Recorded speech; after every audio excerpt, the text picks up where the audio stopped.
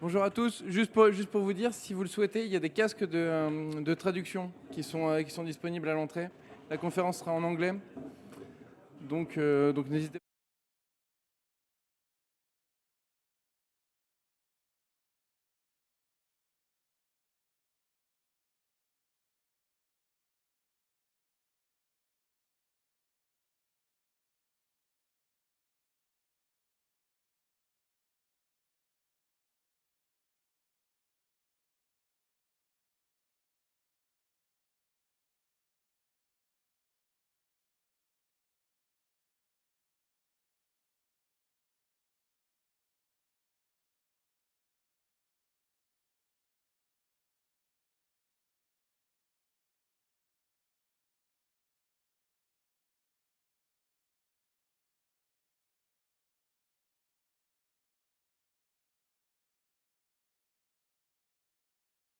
Qui est un embouteilleur, mais qui est aussi la plus vieille boutique d'alcool du Royaume-Uni. Pour tout vous dire, dans leur registre, ils ont encore les commandes d'alcool de Lord Byron.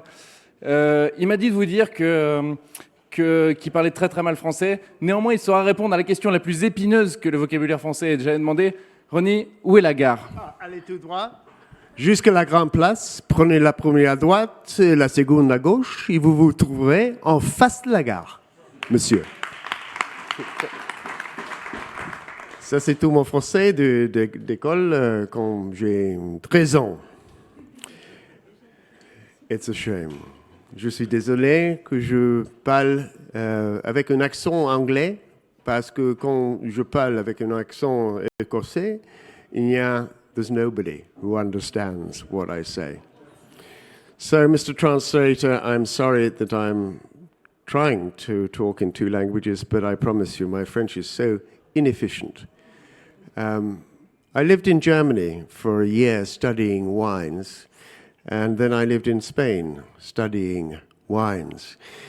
But I actually come from 7 generations of whiskey distillers in Scotland, 2 of them illegal. So, like the French, the Scots don't particularly, in fact, nobody likes paying taxes, do we?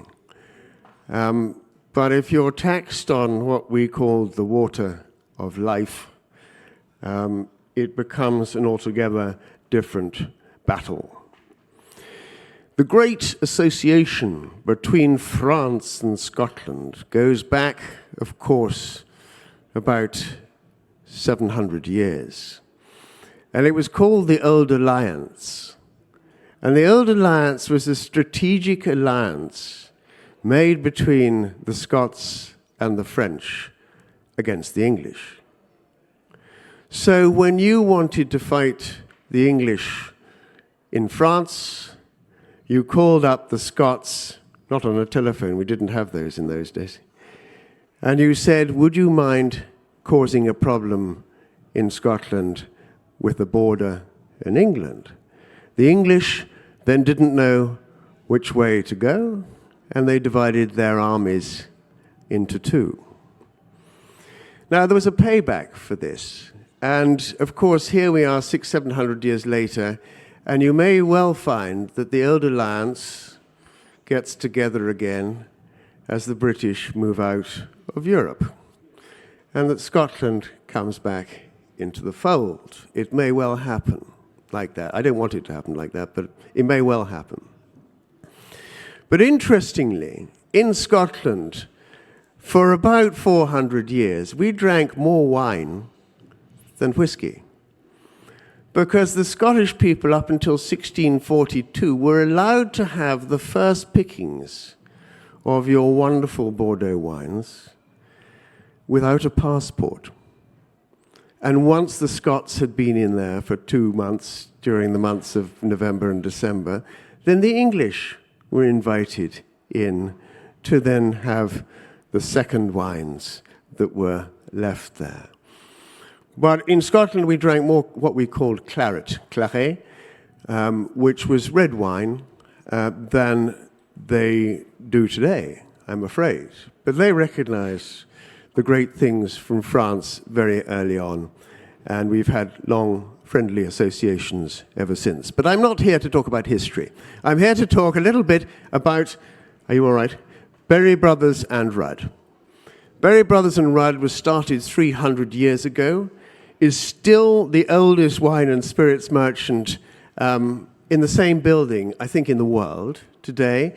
And it's next door to St. James's Palace and Buckingham Palace in the West End of London. It originally started supplying coffee way back in the 1690s when coffee was considered to be a narcotic. Ladies were discouraged from partaking in the process of drinking coffee because it was feared that you might get a little too excited, which was entirely wrong and very sexist thing to think about, and that therefore the men tried to discourage the ladies of England from drinking coffee. We were the suppliers of coffee to over 100 coffee houses. We think today in France and in England we've got lots of Starbucks and coffee houses of all descriptions. But it was nothing compared to the 17th century and the 18th century in England. A lot of those coffee houses then became thematic. So if you liked economy, you went to one. If you want horse racing, you went to another. If you want gambling, you went to another one. These have turned into what we call gentlemen's clubs today. Those are the proper gentlemen's clubs, not the ones that aspire to be gentlemen's clubs that you might find in the red light district of London. Now, Berry Brothers and Rudd was the supplier of coffee to these 100 coffee houses. But then we progressed into spices and various other things that a gentleman needs, because the West End of London is where the very rich always used to live. And if you lived in the West End of London, you lived 5 years longer than somebody in the northeast of London. The reason for that is very simple, that the prevailing wind comes from the southwest, and if you live in the southwest, you've got clean air, and if you live in the northeast, you've got the clean air plus the smoke of about 7 million chimneys. The resulting loss of 5 years is quite natural because your lungs just filled with soot. So sadly, to a certain degree, it's still the case today that Berry Brothers and Rudd is based in the West End of London. We are probably the oldest bottler of malt whiskey and wines in Britain. That's because before the days when single malt whiskey had to be bottled in Scotland, which is only 10 years ago that we insisted on it, casks of whiskey would be found in Berry Brothers and Rudd, and you as a potential customer would come into the shop and nose 5 or 6 different whiskies before making your selection. Your man would come the following day with bottles to Berry Brothers and Rudd, and from the pre-selected cask would extract the wine or the spirit from that cask and put them into refillable bottles. Because what you don't realize, of course, is that bottles in those days prior to 1850, so 160, 70 years ago, were all hand-blown. And probably that's the reason that 75 centilitres is 75 centilitres, they say, because that was the extent of the volume of breath that you had in your lungs. Now, by refilling those bottles and by taking them home again, we came across something which was called maturation, particularly in wines. Maturation, of course, with onion-shaped bottles is almost impossible because in those days, instead of putting a cork in, they put a glass stopper in at top. When you put the bottle on its side and a cork in it, of course, they discovered that actually wine matures. So all the bottles change shape from an onion shape, like the pot still, to a very straight side so you could stack them on their side. So Berry Brothers and Rudd was supplying whiskies to individuals who couldn't afford to buy a whole cask of whiskey way back probably for 200 years, since the 1800s, the early 1800s. Nothing really has changed in Berry Brothers and Rudd. If you come into the shop today, everything is exactly as it was 200 years ago. Some of the people have obviously changed, but The rest of it is exactly the same as it always was. Now, why do you think we're starting off with a gin and a whiskey conference? It's really to establish the credentials of Berry Brothers and Rudd. So on the left-hand side, the first one you're going to know is gin. For those of you who have a surprise about gin, I'm just going to tell you that this gin is not made in the same way that other gins. It's made in Holland, which is obviously the origin of gin, Geneva. And gin comes not from Geneva, Switzerland, but from Geneva, the juniper berry. Originally started in Holland and then used as a way to transport medicine, really. And juniper, as you probably know, is a cleanser, a body cleanser. But there are three different types of gin, which I will explain in a minute. And the first one is called a distilled gin. Then you have a bathtub gin, and then you have what we call a London dry gin. And the best of them, inevitably, is the last one, the London dry gin, and it's made in a very special way by taking a neutral alcohol, adding the botanicals, and then re-distilling in a pot still. To which the result of that, you can't add anything to, except a minuscule amount of sugar. I think it's allowed, we don't, and more alcohol, or water. But for distilled gins, you can take a double distillation, and you can add anything to it, like essence of cucumber, or Bulgarian rose, or anything else, sugar, or coloring, or anything else. So that's called a distilled gin, which is basically a confected style of gin. Can be absolutely delicious, and it was thanks to them, really, one or two gins that took that route that revived the gin category in Europe. And then the third type of gin is just what we call bathtub gin, and that gin is simply taking neutral alcohol and adding what is a must to be called gin, which is the essence of juniper, or taking juniper as the major flavor component within a gin. That is absolutely written into European law, and soon British law, I imagine. But juniper, if it doesn't taste of juniper, it's not a real gin. Now, the difference between Scotch whisky and gin, of course, is that in the Scotch whisky industry, we have a police force in the Scotch whisky industry called the Scotch Whisky Association. They're the people who will find companies that are perhaps stretching the rules of Scotch whisky a little bit and bring them in, or bring them to heel. For instance, a lot of Indian whiskies, they call them whiskies. They may be called bagpiper, they may be called McDowells, that they're not actually whiskies, they're rums, because they're made of molasses, not of grain. And there is a certain move. I think there's some really good Indian whiskies out there made out of malted barley. But the reason that Britain or Europe doesn't allow the Indian whiskies into Europe is because they actually broach the rules and regulations written down by the Scotch Whisky Association. Anyway, enough of that. I'm just going to run you through. We have a lady chairman, Berry Brothers and Rudd. This is, she hasn't been there 300 years. She's only been there, I think, for about 40 odd years or so. It's a private company, this. We have a turnover about, I don't know, 500 million euros, something like that. It's a it's a medium-sized family business, and we are recognized really for the fine wines and spirits, but the fine wines in particular in the UK, as we were the leading top-end Burgundy en primeur buyer in the world, and we're the leading Bordeaux en primeur buyer. We sit on about 1 million cases of first growth, second growth, top-end wines, down in our warehouses in just outside Basingstoke, about an hour away from London. Only about 60% are actually owned by ourselves, and I think the others are owned by other people. So people who store their wines with us. They very kindly pay us a storage fee, which is part of our business as well, and we will then offer even an exchange. So if they wanted to sell their wines, as a lot of people do after 5 or 6 years, we will find a buyer for them for a very low fee as well. So it's got a lot of facets, this business.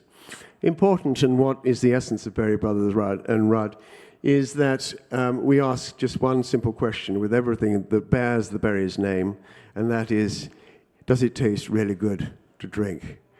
So this company is not about aromas, let's put it another way.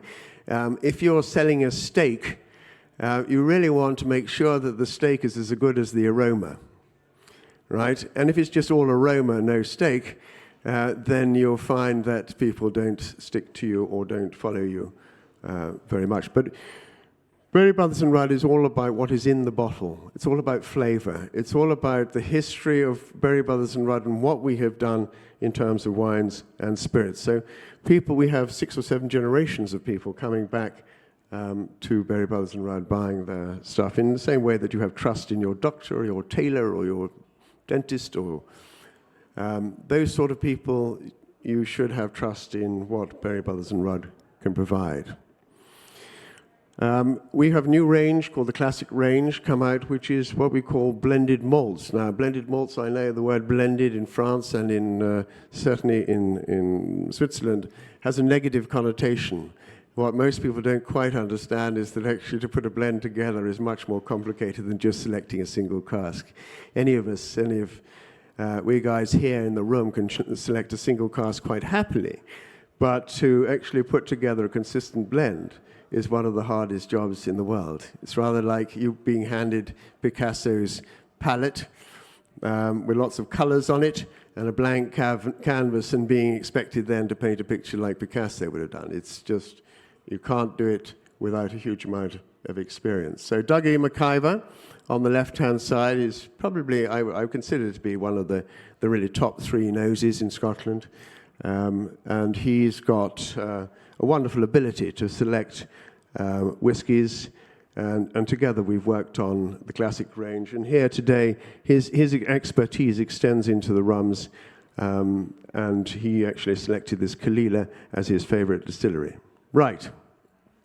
Without further ado, because anybody who knows me knows that I can talk forever. So more importantly, we're going to go on to whiskies. We don't seem to have the gin. Actually, we'll go to the gin first. Right. On the left-hand side. And now I'm going to talk to you. Can you hear me? Now? The reason I put my microphone down is because after the 3rd whiskey and doing tastings like this, I start drinking the microphone and start talking into my glass of whiskey. That does happen occasionally. It's also quite difficult with just 2 hands to be able to sip a whiskey. Have you ever tried nosing a gin or a whiskey with your nose closed? Now, this is impossible for me to do. But if you do that, you obviously what the taste you get and what aromas you get are very limited, and you must try that because actually it's all about taste, and it's just sweet, sour, bitter, salty, and then the weight, the texture, what we call the texture of the spirit that you're drinking. If you then release your nose, you'll suddenly get everything coming into the back of your nose, and you will then get what we call the full flavors of the whiskey. But nose is very important, which is why I have a bigger one than all of you. Yes, I think I win the nose competition today. Nose is very important. We were, 10 million years ago when we were little worms, and I was a little Scottish worm in tartan, and you guys were probably red, white, and blue little worms. Of course, we didn't have a nose. And without a nose, anything that was bitter or would be poisonous or sour, that would probably kill us. So we rejected them. So in our DNA, I believe that we have built something against bitterness and sourness. How many young kids like drinking a cup of coffee aged 6 or 7 or 8 or 9? In fact, your first cup of coffee, your first beer probably tastes absolutely horrible.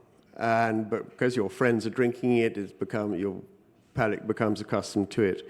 Now, in a gin, we're looking for roundness, we're looking for complexity, and it's got to be juniper-led. This gin has won the International Spirits Challenge, which is one of the few competitions without any influence from advertisers. So this is blind tasting. in the world. It's very important to do that and to be accredited with this sort of award. But for 4 years out of, I think it's 10 years, this has won supremacy in the gin category. And this year they said, because it's won it 4 times, and you can imagine the number of gins that are out there, we're going to give you a supreme spirit of the world. So what we've got in the glass here is the gin made by the only man in the world who's got a PhD in gin. Isn't that wonderful? PhD in gin. How the hell do you get somebody to mark your dissertation? All I can tell you is that he very kindly sent me 3 pages of it. And if you suffer, like me, from insomnia or jet lag, I will send you those first 3 pages, because after 2 paragraphs, I guarantee you a good night's sleep, unless you're a chemist, of course, in which case you're going to absolutely adore it. So let's go to the palate.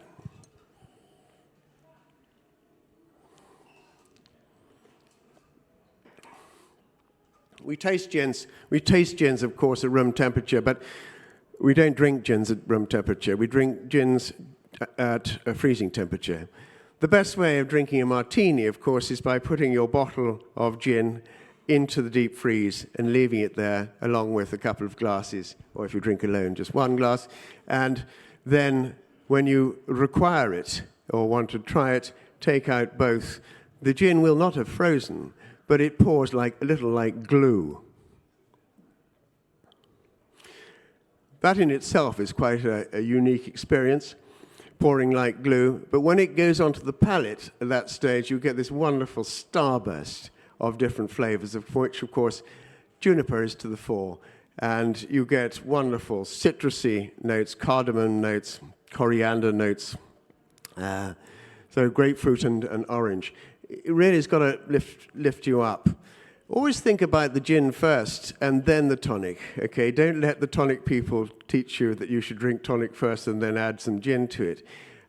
If you go out to, like me, you try lots of different tonics.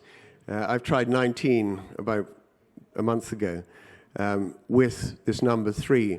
And the best one actually came from a supermarket chain, believe it or not. So you don't have to spend, €5. How long? 10 minutes? You don't have to spend €5 on your tonic and €5 on your gin. You can find something which is fresh is the most important thing, and that it's got bubble in it. Okay, because a gin and tonic should be effervescent. A bit like me at 9 o'clock, not at 3 o'clock or 5 o'clock in the afternoon. Okay, so all I can say is that the spread across the palate there is absolutely wonderful, and for those of you who know gins, if you drink them naked, of course, you can discover any flaws in the distillation process. Obviously, if you mix them with tonic, it's terribly difficult, A, to differentiate one gin from another, apart from those that add sort of essences and so on, but B, because it's now disguised with different flavors from the tonic. Martini is just a wonderful drink on, before dinner. It just helps stimulate the appetite. Now, the second one we've got in the middle there, we're translating you now to the land of South America. The French made famous, I think, French Guiana through Papillon. Who were the actors in Papillon? Can you remember? Who? Steve McQueen. Well done. Steve McQueen. Steve McQueen, exactly. Steve McQueen, Papillon, for those of you who remember. If you haven't seen the movie, it's great, about the penal colonies in South America, French penal colonies. And just 2 countries away, with Suriname in between, then you've got British Guyana. Now, the British rums tended to be much fuller and rounder than the French agricole rums from Martinique and Guadeloupe and various other islands like Reunion and Mauritius and so on. So you're looking for a much bigger style. So it's a fuller style of rum than possibly you're used to with aged rums. This one is particularly extraordinary because it's 16 years old. Now, the British for a long time knew that if you were to store cognacs in cognac, or you would put rums in the Caribbean and keep them there for a long time, the heat of the country would normally increase the evaporation from the cask. So they learned quite early on that if you bring them over when they're much younger and store them in England, then the evaporation is much less per annum, and also they have this wonderful interaction between the wood and the spirit itself. So you get a very different maturation. For those of you who drink Cavalan, which is a 4-year-old product, or can be when it started off, and they were selling a 4-year-old product, it tasted much older. And that was because it's accelerated maturation. But it doesn't normally, I'm not talking about Cavalan now, but normally if you do fast maturation, you're missing a depth and an intrigue and a complexity that you get with slow maturation. That's my experience anyway.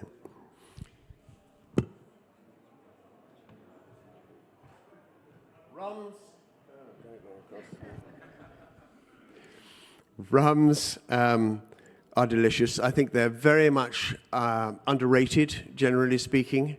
Quite a lot of one's friends, unfortunately, can't differentiate between an old rum, an old cognac, and an old whiskey. That's because wood has taken the majority of the flavor. If you let wood dominate anything, then you're just tasting wood. So to let the real true character of a spirit come through, try and get it before it's too woody or too old, in my view. In whiskies, that is exactly the same thing as well. After dinner, of course, your palate is completely shot, so you need something which is going to be quite big and feisty. But I can promise you, if you do it through the nose and challenge most of your friends, it's quite difficult to find somebody who will be able to pick out a whiskey from a whiskey, a rum, and a cognac of equal age, of 25 years old plus. On this, the nose here, absolutely delicious. Linseed oil, bananas. You get a lovely sort of fresh, almost a Caribbean breeze coming in there. And of course, French Guiana does have a coast on the Caribbean. This is just a delight. This is very much a before-dinner drink, and I like to deal in before and after. In fact, I divide life into 3. So it's invigorating, conversation, relaxation, or your youth, most of your life, and then the latter part of your life. Or your day, you get up in the morning, you go to work, you relax. So it's that kind of the 3-sided bit that you should try and categorize, in my view, spirits and also wines. Now here, this is very much a sort of conversational style. Deliciously full. You're expecting something which is going to be quite oily and fruity.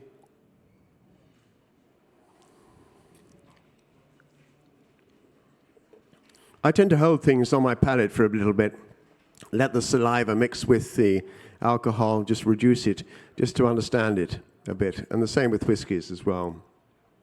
That has got a wonderful, wonderful texture.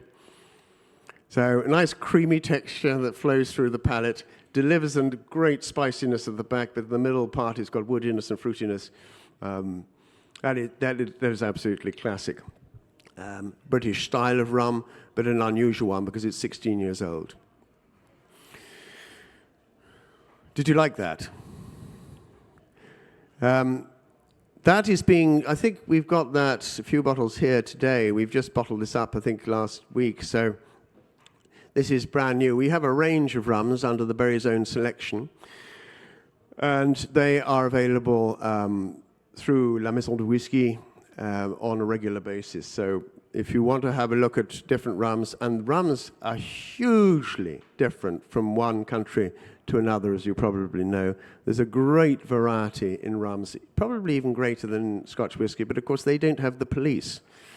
So in the rum industry, nor in the vodka or gin industry are there any police. There are laws about making gin and vodka, but there's nobody to police the laws, so that's no good, is it? Whereas the Scotch whisky industry, we have lots of people involved in the overseeing of the Scotch whisky rules and regulations.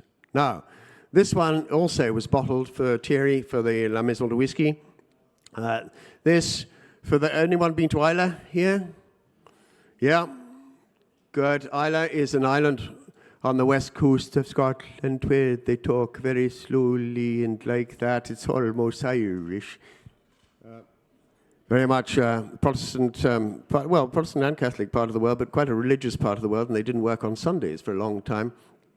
This one is actually overlooking what we call the Isle of Jura on the east side of the island. And it's called Colila, which means basically, I think, the view over the island, over to Jura. It was one of the first distilleries I ever visited. It's worthwhile going to see. It's got a most beautiful view. Just don't go swimming between there and Jura. It looks very close, but do not go swimming there because the currents are very, very rapid indeed. Now, it's one of my favorite Islay whiskies because it is not so overly powerfully smoky.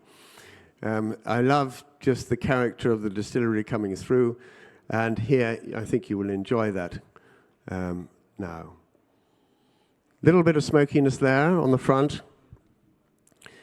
And then I would normally put my finger in the glass and then rub it on the back of my hand and then smell the hand and then smell the content of the glass. It's a good way of understanding what the solids are in a whiskey. And it's worthwhile doing. I would tell you lots of stories, but I gather the class has now come abruptly to an end. And anybody who knows me, I'm afraid you'll probably also know that I talk for Scotland. And so if you ever came to see the distillery that we had, once upon a time, we had the visitor centre of the distillery of Glenrothes, you didn't come for an hour's tour. You came for at least half a day and possibly a full day's tour with me, I'm afraid, because we had to try all sorts of different things. And anyway, try this because this is quite outstandingly delicious. It is available, I think, for just under 100 euros at the shop upstairs. If you enjoy Colila as much as I do, I think this is a wonderful expression of Berry Brothers and Rudd's ability to be able to select something which is hopefully of your taste, and you consider this to be at the sort of standards which you expect from Berry Brothers and Rudd. Thank you all very much indeed. I'm sorry this is so short. If you want to have a little bit more conversation, do come to the stand. We might even persuade one of the translators to come. No, probably not. No chance. Actually, if they try the Colila, they might come, right?